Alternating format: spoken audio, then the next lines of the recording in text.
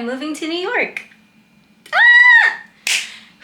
This is not pretend. This is not a drill. This is not for clickbait.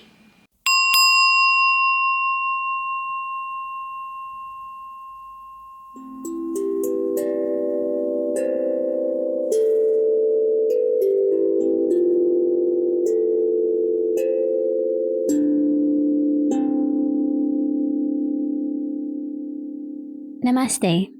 You're listening to a catalyst for your moments of mindfulness today. This is my real life, so I'd like to thank you for choosing to tune in with me today. And if you're new here, welcome. I look forward to guiding you closer to your heart center in this mini-sode. That's also available on YouTube. As you will see, I am in my room here in Canada, my studio where it all began for the last time for a while, who knows? As you know, if you've been following my journey on social media, on the podcast, I have been living in Canada for the last 15 years. We moved here after my parents' divorce and my mom got married to somebody here in Canada. And from the minute I left my hometown of New York City, I've been wanting to go back.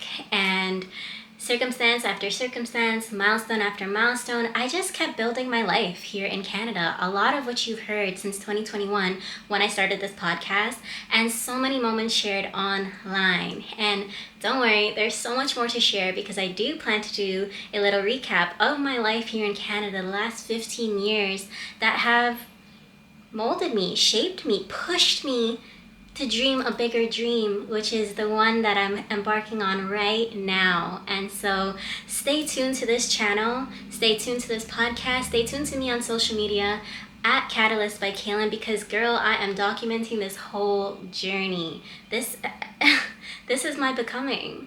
This is me becoming the catalyst of my own life. This is me living out my dream life. This is me going back and returning to my roots. And Return to Roots is the name of my new series on Instagram, where I'm live vlogging, taking you through my daily life and daily ordeals going through this process. And of course, I'm taking you with me through the moments in between, the big moments, but especially, again, the moments in between, because that is where we truly grow. These in-between moments is where we build resilience. And so the last few episodes on my podcast, basically since the inception of season 4, I've been taking you through a lot of what it means to be in between and how this time is shaping my life right now. And a lot of that was bringing clarity and reconnecting me with my roots, with my childhood, with my dream of returning back to where I belong. So, concrete jungle, here we come, literally,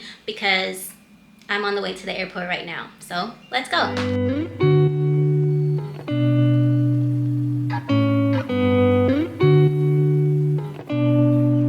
So we made it to the airport, and I'm just browsing the duty free because I recently learned about the impact that scents have on our memory. Like, when you smell a certain scent, it can transport you back to a moment in time. And so for that reason, I wanted to check out the duty free to buy a new perfume for this new era of life. And immediately when I walked in, this butterfly wings caught my eye. So I took a little sniff of it, and it smells very florally. Not too overpowering, which I like. And I'm not a perfume connoisseur, so I'm not going to try to describe all the notes to you, but it's a butterfly. I'm in my bloom era. I resonate heavily with the butterfly just for the transformation and the caterpillar literally pushing its way through to break through its catalyst. Its chrysalis and be a catalyst for change. So I'm going to go grab this, and later on I'm going to introduce you to my 2 new friends who I met in the customs line and who are embarking upon long-distance relationships, which I've introduced y'all to my partner, and that is something that we are going through today as I travel through the airport with my rose that he gifted me. So lots in store on this commute, but let's go secure this butterfly.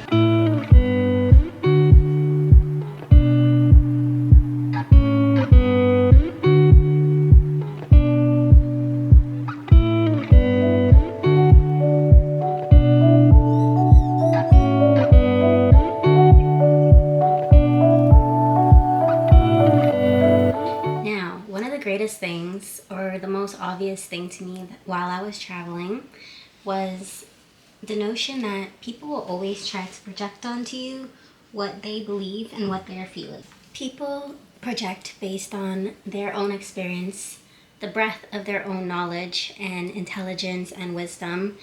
And a lot of people don't seek to understand beyond their current scope of understanding. There's a Sanskrit term and one of the 5 niyamas in yoga called Svadhyaya or Svadhyaya, and it is the concept of self-introspection or continuous self-study. This is what, if you embark upon the yogic journey, what is studied and revered as one of the limbs of yoga.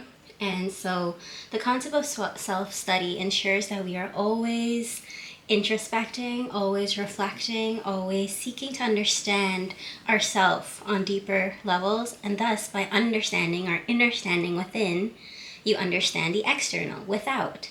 And being that the yogic path is not something that is commercialized or the norm in society, not a lot of people have this knowledge. But now that you do, you know better and can do better. And what I'm explaining this to you to get across is that people will project on you and show the limits of their understanding in the way that they speak to you and speak on the things that you're doing. And this concept is important to me and became very apparent to me while I was commuting on the way here, because I realized how the people that I met through my travels or the people that I was speaking with on the way here, they all had their own opinion on what I was doing. And if I wasn't continuously devoted to understanding myself, understanding myself, my visions, my goals, and the way that I see my life, it would have been very easy for me to get swayed by their opinion, no matter if it was supportive or otherwise. The fact that I was grounded and sure in myself and that this is the thing that I'm doing, this is the thing that I'm passionate about, this is something that I need to do for myself and only myself, that is what kept me going. And this move right here is the first thing in my life I can confidently say I did for myself and myself only. You would have heard in other podcast mini-sodes where I talk about how I'm finally living for myself. Those episodes came last year, I think at the end of my BO and LO series, so be sure to check it out if you haven't already. And that was when I was burnt out, laid off, and finally understood that if I don't have myself, I don't have anything. Now fast forward exactly 1 year, I'm able to live out the dream that I carried as a little girl because I went through my own process of studying myself, improving myself, understanding myself, and doing the thing just for myself.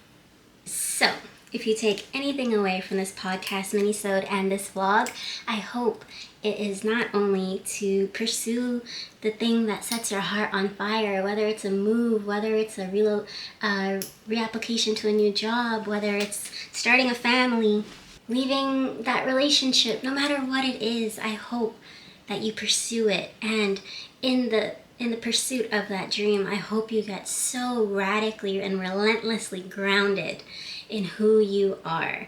And use this channel, use this podcast as a resource.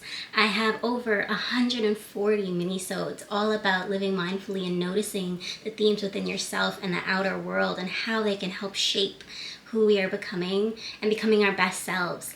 And I have many vlogs coming on regulating my nervous system and taking it week by week, day by day here in New York City. So I hope that you'll subscribe and stay tuned in for more. I so look forward to sharing more of this journey with you, and I'll see you in the next one. Namaste.